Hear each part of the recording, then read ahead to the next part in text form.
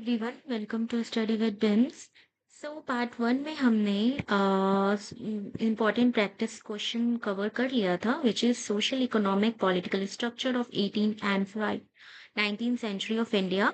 तो इसमें बहुत अच्छे लेवल का क्वेश्चन हमने डिस्कस कर लिया था। अगर आपने चैनल को विजिट नहीं किया है, आप जाओ and watch it now the video. आज का पार्ट टू में हम देखेंगे crisis of Mughal empire, Nadir Shah invasion and weakening of north west succession state, regional state and new states of 18th century. और सबसे ज्यादा इंपॉर्टेंट है advent of Europeans in India, जहां से हर बार हर अपकमिंग एग्जाम में, हर कॉम्पिटिटिव एग्जाम में एक दो क्वेश्चन रेगुलरली पूछे जाते हैं। ठीक है, तो हम स्टार्ट करते हैं अपने फर्स्ट क्वेश्चन से। So first question is who invaded India इन 1939। तो आप डेट जरूर याद रखना, हिस्ट्री में डेट सबसे ज्यादा इंपॉर्टेंट हो जाते हैं। ओके, तो who invaded India 1939 and looted Delhi. तो ये थे आपके नादिर शाह, एक पर्शियन रूलर थे, invaded India in 1739, defeated the Mughals empire and looted Delhi. तो नादिर शाह। ये फैक्चुअल बेस्ड क्वेश्चन है, इसमें कोई कॉन्सेप्ट समझने वाला नहीं है, और जहां भी कॉन्सेप्ट होगा मैं आपको जरूर बताऊंगी।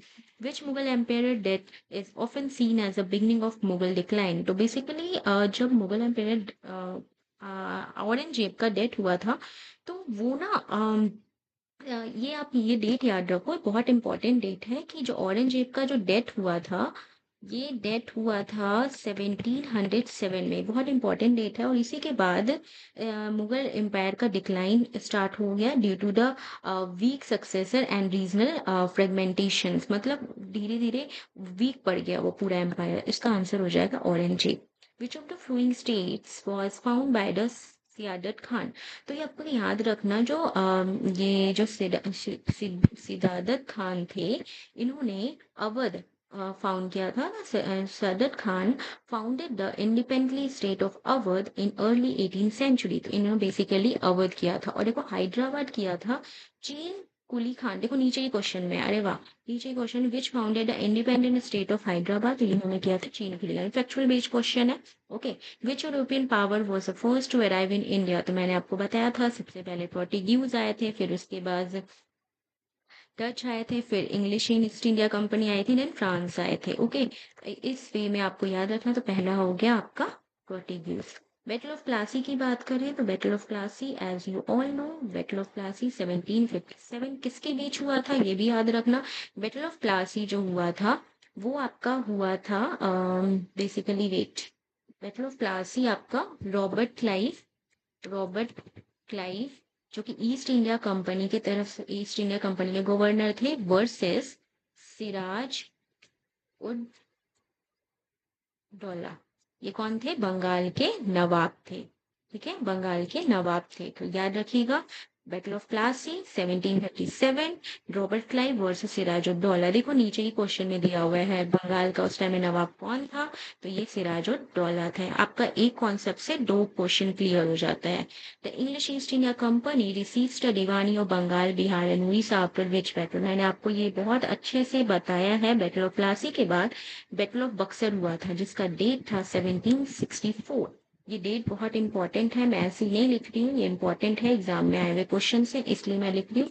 तो बेसिकली हुआ ये था कि बैटल ऑफ बक्सर में बहुत बड़ा हार हुआ था, क्योंकि नवाब ऑफ बंगाल, नवाब ऑफ अवध और मुगल एम्पायर तीनों हार गए थे। तीनों ने मिलकर लड़ा था अंग्रेज के खिलाफ, और तीनों हार गए थे। और उसी के बाद दीवानी जो था, वो बिहार, बंगाल और उड़ीसा को मिल गया था, जो कि बैटल ऑफ बक्सर में हुआ था। Who introduce a subsidiary alliance. बहुत फैक्चुअल बेस्ड क्वेश्चन है, जरूर याद रखेगा, बहुत सारे एग्जाम्स में आए हुए हैं। लॉर्ड वेलिस।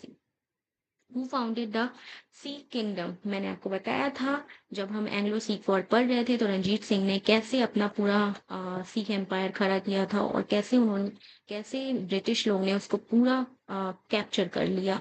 ये सब मैंने अपने एंग्लो सिख वॉर में बताया। आप जाके प्लेलिस्ट विजिट करो और पार्ट 1 से लेके पार्ट 5 तक पूरा अच्छे से कंप्लीट कर लो। इसका आंसर हो जाएगा Ranjit Singh. Which European power, 11 question, which European power fought English in the Carnatic war. मैंने आपको बार बार बताया है कर्नाटिक वॉर के बारे में। तो east India company versus France जो था, वो था कर्नाटिक वॉर। ओके, तो ये आपका फ्रांस हो जाएगा। Next is the first permanent English factory in India was established in, तो ये था सूरत. Question number 13. Where was the Marathas Texas called? What was the Marathas Texas called? तो इसको बोलते थे, मराठा टेक्सास को बोलते थे चौट और ये सर देशमुखी. तो बेसिकली ये होता क्या है कि जो चौट होता था वो 1/4 होता, मतलब 25% रेवेन्यू था, और जो सर देशमुखी था वो 10% था. ये था 10% और ये था 25%. तो ये बेसिकली आप इतना ही याद रखो कि मराठास का जो टैक्स था वो चौट और सर देशमुखी का टाइप का था. और which city was set by the Nadir, तो ये मैंने ऊपर बताया आपको, Delhi. Which act was pass to regulate the affairs of East India company? तो ये था रेगुलेटिंग एक्ट था 1773. बस आप इतना याद रखो, जब हम पॉलिटी पढ़ेंगे उसमें पूरा कवर हो जाएगा. The permanent settlement was introduce by, ये बहुत इंपॉर्टेंट क्वेश्चन है, परमानेंट सेटलमेंट बाय लॉर्ड कार्नेवालिस. ठीक है, तो लॉर्ड कार्नेवालिस ने परमानेंट सेटलमेंट दिया था. ये बहुत इंपॉर्टेंट है.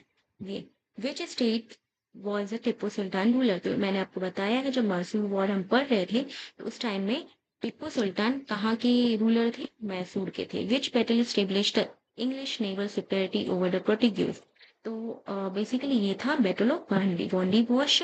जब कर्नाटिक वॉर हो रहा था तो उस टाइम में बैटल ऑफ वॉन्डीवॉश हुआ था. बैटल ऑफ वॉन्डीवॉश का डेट याद रखना, 1760. Okay, was a decisive British victory over the France in India. Okay. Question number 19. Who was the first governor general of Bengal? तो फर्स्ट गवर्नर जनरल जब भी आएगा तो वॉरेन हेस्टिंग होंगे. बंगाल आप याद रखना, बहुत इंपॉर्टेंट क्वेश्चन है. The treaty of Pondicherry ended with Carnatic war. ये जो ट्रीटी हुआ था कौन से कर्नाटिक वॉर में हुआ था? तो ये था second Carnatic war. Treaty of Pondicherry बहुत इंपॉर्टेंट है, सेकेंड कर्नाटिक वॉर, और ये हुआ था 1763 में. कर्नाटिक वॉर किसके किसके बीच में हुआ था? ब्रिटिश और फ्रांस के बीच में हुआ था. मैंने अभी ऊपर आपको बताया. Danes establish their first factory है, तो मैंने आपको बताया है डेंस का जो पहला फैक्ट्री था, मेरे नोट्स में बहुत अच्छे से मैंने आपको ये एक्सप्लेन किया है कि ये ट्रेन क्यूबार में था first factory. Okay. So which region was known for its maritime trade and resistance against European powers? तो ये बेसिकली था आपका, ये भी था आपका ट्रेंड कोर में. ठीक है. फिर था ये जगीरदारी क्राइसिस वॉज रिलेटेड टू, तो ये था रिलेटेड आपका शॉर्टेज ऑफ जागीर्स. ओके, तो ये आपका फैक्चुअल बेस्ड क्वेश्चन है.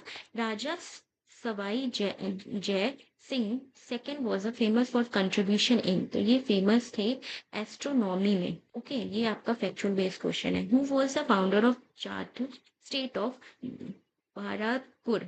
तो ये कौन थे? ये आपके सूरज महल थे. ये सब फैक्चुअल बेस्ड क्वेश्चन है. Who was the founder of Jat state of Bharatpur? तो ये फाउंडर थे आपके Suraj Mahal. Again same question. Which battle was fought between the English and France 1760? मैंने आपको बताया battle of Wandiwash. Question repeat ही होते हैं, कहाँ से वो बनाएगा क्वेश्चन? बेसिकली क्वेश्चन रिपीट ही होते हैं. Which treaty was sign between English and Tipu Sultan in 1884? तो देखो एक सेकेंड.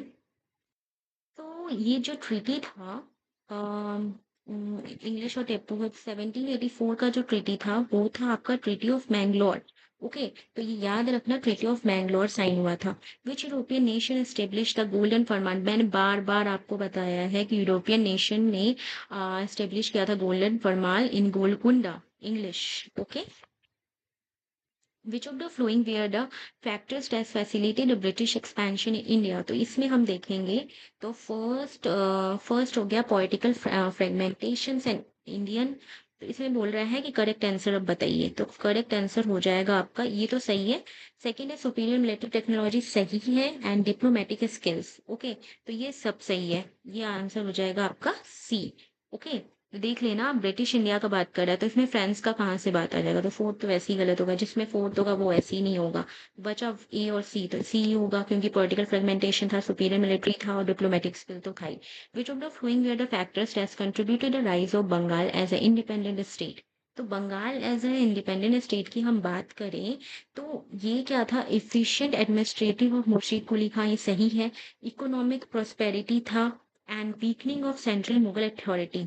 ओके, स्ट्रॉन्ग मैरीटाइम होता तो वो लोग हारते ही क्यों? सिंपल सा बात है। तो फोर्थ तो वैसे भी नहीं होगा, तो आगे भी फोर्थ दोनों नहीं होगा, सी होगा। Okay, next question and last question, which of the flowing pairs is correctly match. तो अगर हम इसकी बात करें करेक्टली मैच, तो अवध में अशरफ शाही गलत है, नहीं होगा। हैदराबाद नहीं होगा।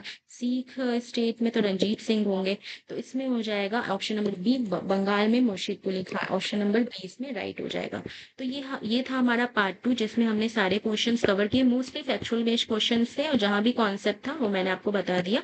तो stay connected with our channel and keep subscribing us. और नेक्स्ट प्रैक्टिस एमसीक्यू के लिए आप लाइक शेयर और सब्सक्राइब करो, कमेंट करो वीडियो कैसा लगा। और हम नेक्स्ट पार्ट में और प्रैक्टिस सेट लाएंगे।